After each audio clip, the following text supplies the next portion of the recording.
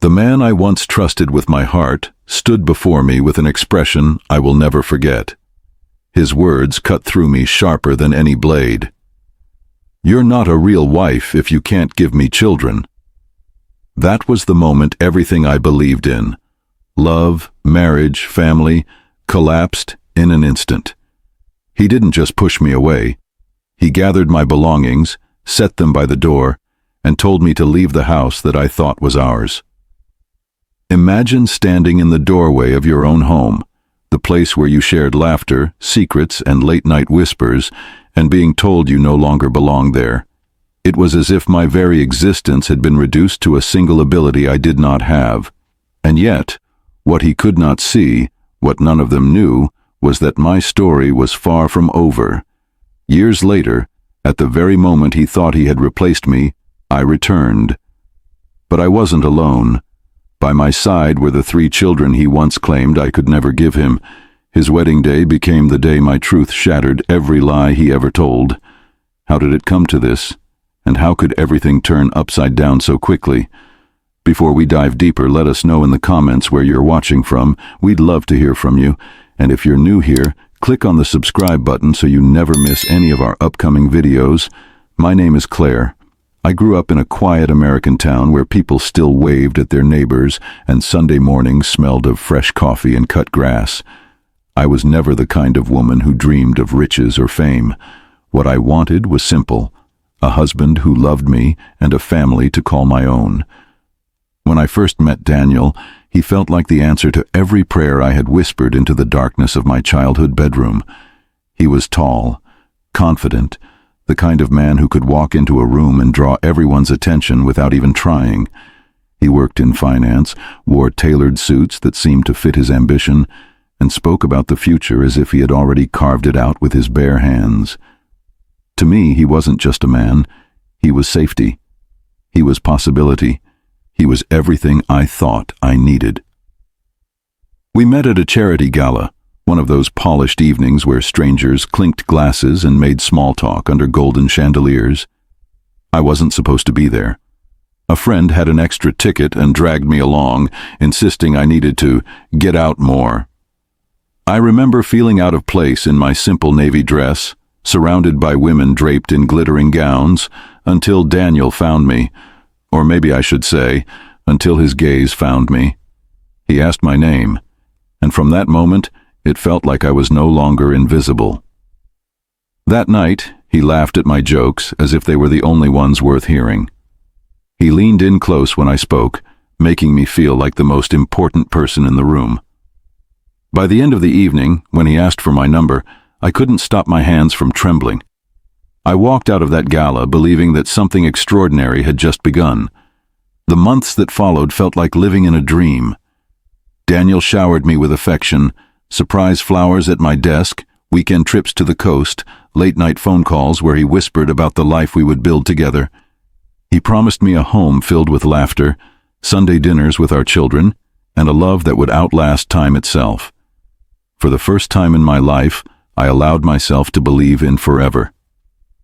When he got down on one knee a year later, in the middle of a candlelit dinner, I said yes with tears in my eyes, convinced I had found the man who would never let me go.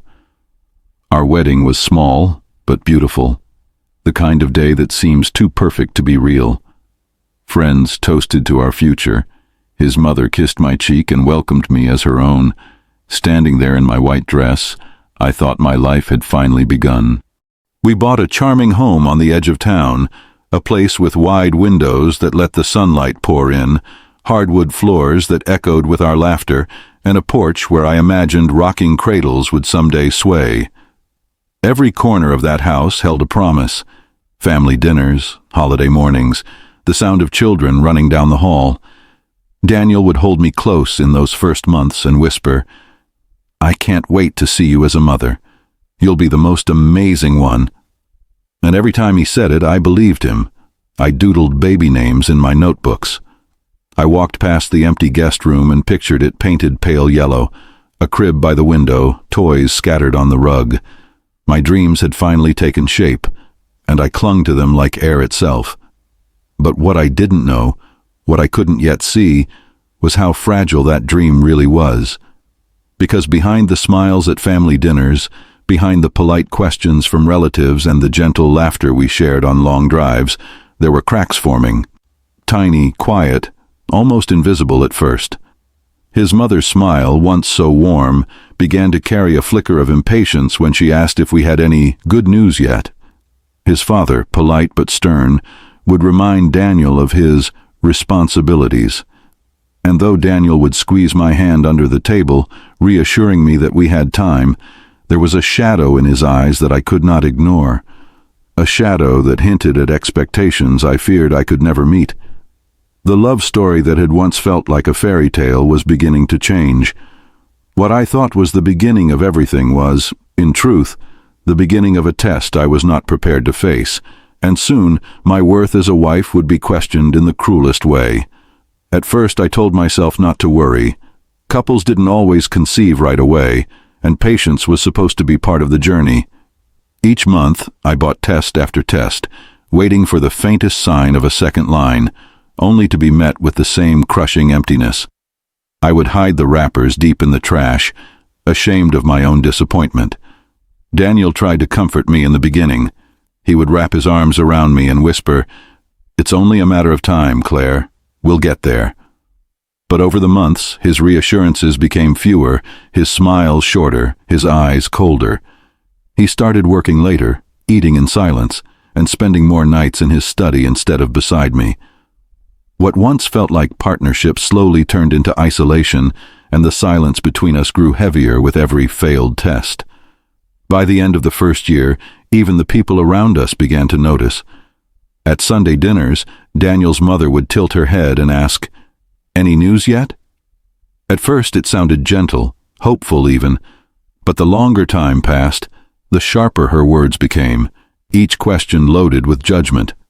I would force a smile, gripping my glass of water to keep my hands from trembling, while Daniel sat quietly beside me, saying less and less. The whispers grew beyond family walls.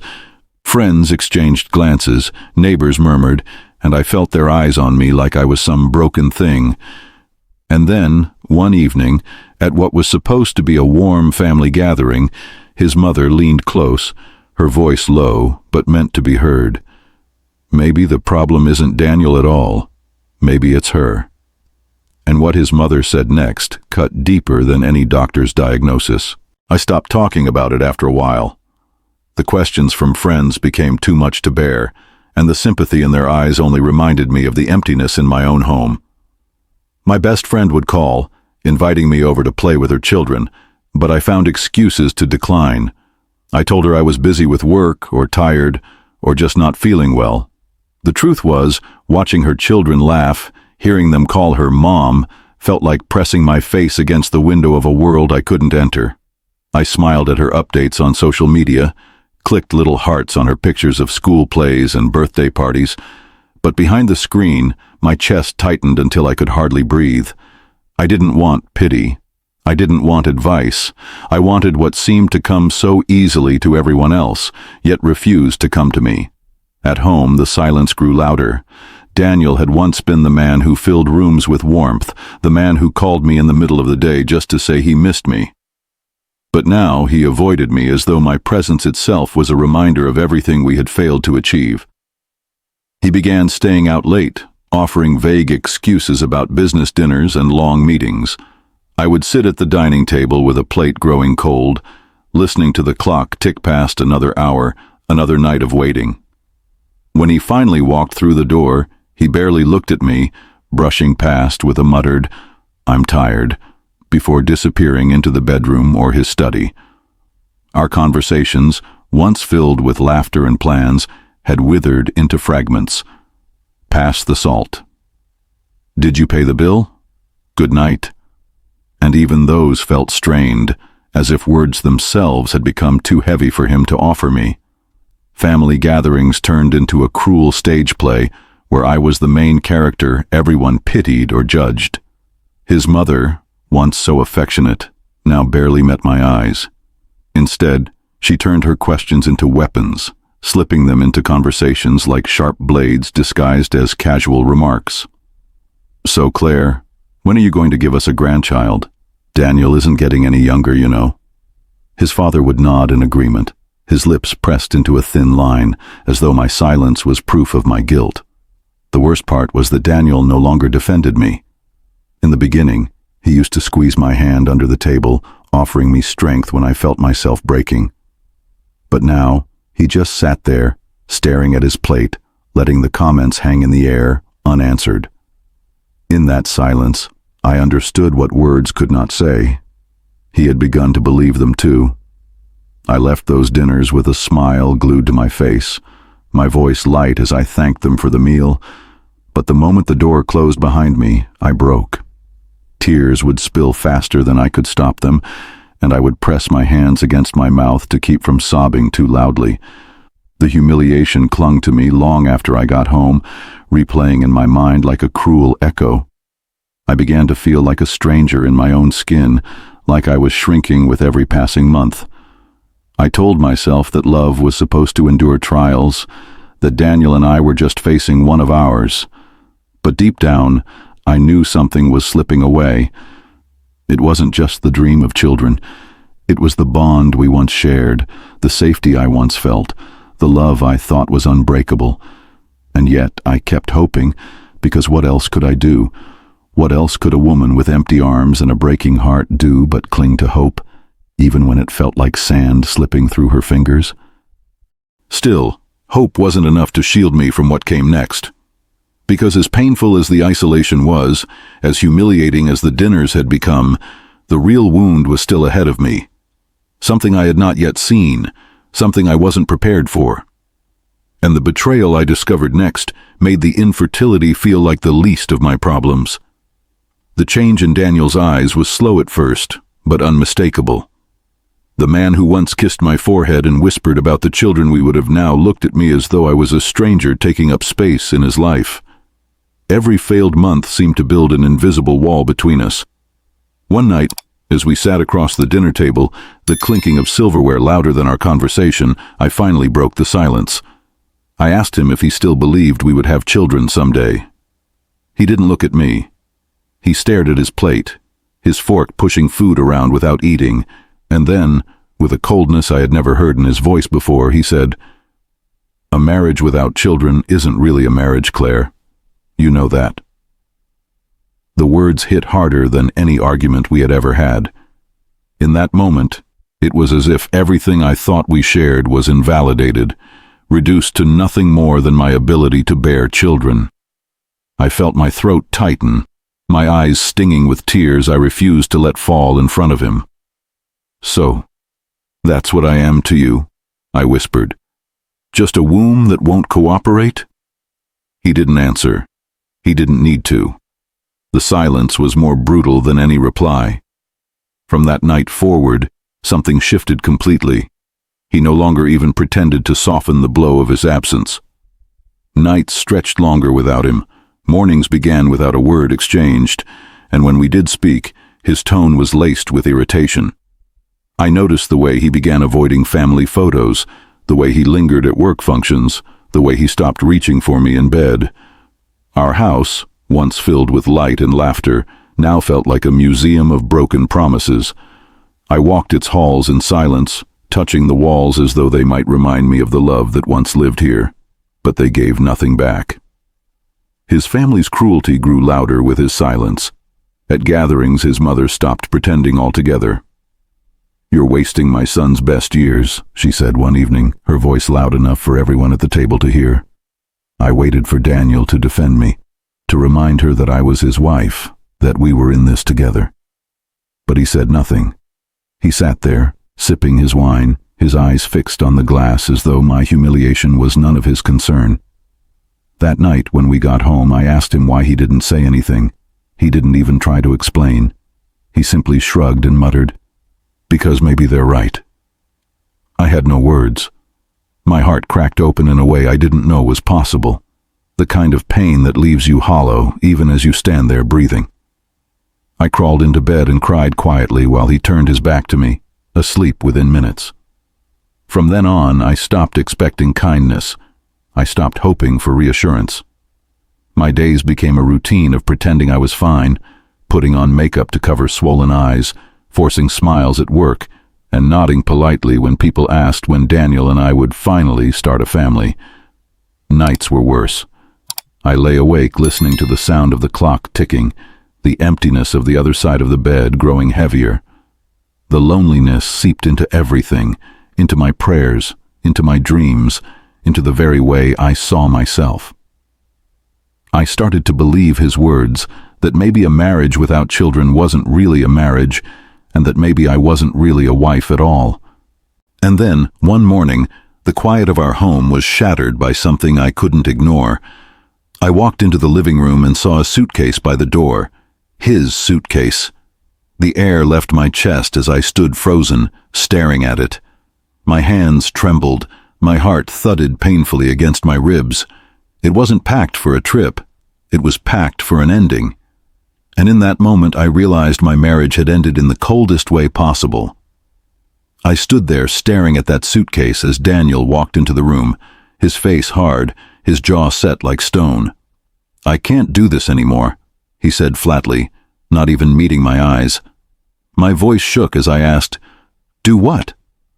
He gestured between us, his hand slicing the air as though our marriage was nothing more than a failed business deal. "This, you and me, the waiting, the embarrassment. I want a family, Claire, and you can't give me that. I'm done wasting time." The words gutted me.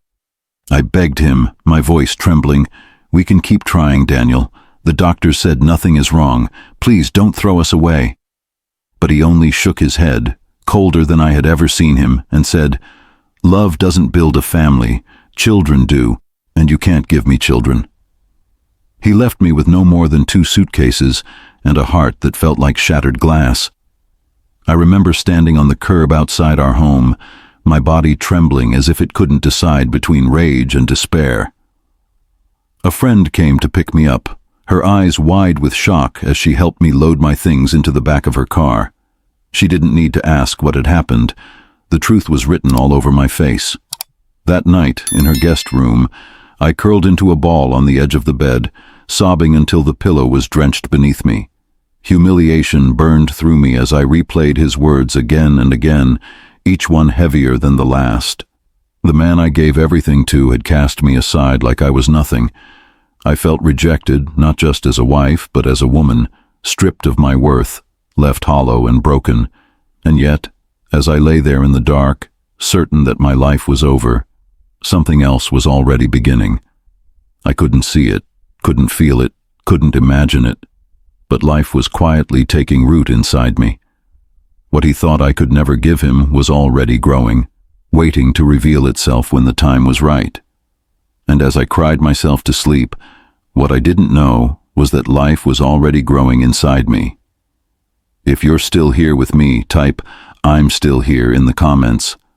I want to see who's following this story to the end. Weeks later, when the sickness began, I thought it was the stress.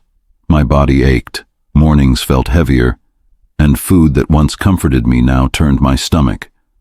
I almost didn't buy the test. After all those months of heartbreak, I couldn't bear another cruel line staring back at me. But something inside whispered that I had to know. I remember sitting on the bathroom floor, clutching the test in my shaking hands, afraid to look, afraid to hope. And then, there it was. 2 lines. Bold, undeniable, unshakable. For a moment I couldn't breathe. My tears came hot and fast, not from sadness this time, but from the overwhelming collision of disbelief, fear, and something I hadn't felt in months: hope. The very thing he swore I could never give him was alive inside me. But joy didn't come without its shadow. I reached for the phone, my first instinct to call Daniel, to tell him the news that would change everything. Yet when his voicemail picked up, reality set in. He had already moved on. His lawyers sent the divorce papers with no hesitation, and there was no space for me to tell him about the life we had created. Each signature I placed on those papers felt like a funeral for the future we once dreamed of. I was carrying his children, but I was no longer his wife. I was on my own. Fear gripped me. How would I provide? How would I raise them? How would I face the stares of those who had already judged me unworthy? And yet, in that fear, a quiet strength rose up. For the first time, I wasn't living for Daniel's approval or his family's acceptance. I was living for the little lives beating inside me. The months that followed tested every ounce of my strength. Doctor visits. I attended alone, nursery preparations done with trembling hands, nights spent whispering to my belly, promising that no matter what, I would love them enough for 2 parents. The loneliness was brutal, but the flicker of life I carried gave me purpose. I would walk past the mirror, my body changing, my future uncertain, and remind myself that miracles sometimes come in the most unexpected seasons. And while I thought the chapter with Daniel was closed forever, life has a way of writing endings we cannot predict. Because fate wasn't done with me yet. Years later, our paths would cross in the most unexpected way. The years that followed were anything but easy. Raising 1 child alone is a challenge, but raising 3 at once, 3 tiny hearts who depended on me for everything, was a test I never imagined I would face. The nights were the hardest, when all 3 cried at once and I paced the floor, exhausted and unsure if I had the strength to keep going. Yet every time I looked into their faces, so full of life, I found the courage to take another step. Their laughter filled the silence Daniel left behind. Their little hands reaching for me became my anchor. I was no longer defined by what I couldn't give. I was defined by what I had been entrusted with. Against every doubt, against every whisper that I wouldn't survive, I was building a family on my own. Then one afternoon, years later, news found its way to me. A mutual friend mentioned that Daniel was engaged. My heart skipped, not from longing, but from something I couldn't quite name, a mix of disbelief and curiosity. The man who cast me out, who claimed I had no value without children, was preparing to start over with someone new. The announcement spread quickly in our town, and with it came whispers. People wondered if he had finally found what he was looking for, but I carried the truth he could never erase. My children, his children, were living proof of everything he had denied. Invitations circulated, and though none was sent my way, word of the wedding date and place reached me easily. The question weighed on me in the days that followed. Should I go? I wrestled with the decision. Part of me wanted to stay away, to let him live with the choices he made. But another part, the part that had endured the humiliation, the loneliness, and the rejection, knew that silence wasn't enough. I didn't want revenge. I wanted truth. I wanted him and everyone else to see with their own eyes the life he said I could never bring into this world. On the morning of his wedding, I dressed my children in their best. They were still so young, but as they held my hands on either side, I felt a strength I had never known before. My heart pounded as I walked them toward the church, every step a mixture of fear and resolve. And then the moment came. I pushed open the doors and stepped inside. Conversations froze, whispers cut off mid-sentence. As I walked into that church, the room fell silent. All eyes turned to me. But the look on his face, that was the real moment of justice. Gasps rippled through the church like a wave. I could hear the whispers rising from every corner, people leaning into each other, their eyes darting from me to Daniel and back again. His bride froze at the altar, confusion spreading across her face as she followed the stares that had locked onto me and the 3 little ones by my side. But it was Daniel's face that told the story best. His skin drained of color, his lips parted as if words might come, but nothing did. He was frozen, trapped in the weight of the truth standing before him. He had claimed I could never give him children. And yet, here I was, 3 living testaments to the lie he had told himself and everyone else. I didn't walk in for revenge. I didn't come to ruin his day. I came because I needed to stand in the light of my truth, to show him and all who doubted me that my worth had never been tied to his approval. As I stood there, my children clutching my hands, I felt no bitterness, only peace. I realized that justice wasn't about watching him squirm under the eyes of his guests. Justice was found in the laughter of my children, in the love we shared, in the life I had built despite everything stacked against me. I had once believed he was the center of my world, but standing there, I understood he was only a chapter. My story had always been bigger than him. In the end, love doesn't always come from the people we expect. Sometimes, it's the love we create that saves us. What would you have done if you were in my shoes? Drop your thoughts in the comments below. And if this story hit you like it did us, hit that like button. It helps us reach more people. And subscribe if you want more gripping stories every week.